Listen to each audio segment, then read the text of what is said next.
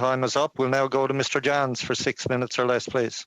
Thank you, Mr. Chair, and I want to thank all the witnesses for your important work around fighting for wild Pacific salmon. I also want to thank, obviously, Wickaninnish, who's the head of the Council of the Hot Whale, for being here, because I am in Newfoundland territory today.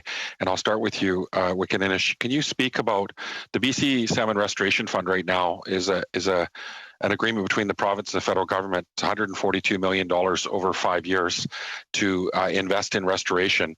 Right now, we're seeing many projects denied in our region as well. We've seen a 3% of the normal return or the traditional return in the tranquil and in rivers in your territory. Can you speak about how important it is the government urgently increase that amount? Many people are saying we need 5 times that.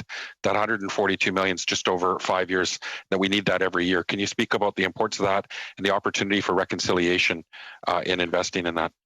Yes, thank you for the question, Gord. You know, when the modern day treaty making process began in the early 90s, we actually sent out our staff from the tribal council to all the areas on the west coast.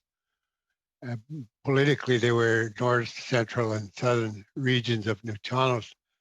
And we estimated in the early 90s that it was going to require at least $90 to $100 million for habitat work restoration. And then a few years later, toward the end of the 90s, the government announced this restoration fund for 5 years of $75 million, which is really a pittance.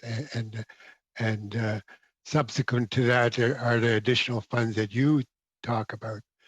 You know, I think that the province is actually being left off the hook until now, where they actually contribute just a wee bit, despite the fact that they have benefited the most from the destruction of habitat, and has really prevented the ability of our people and our nations to actually get serious about restoration.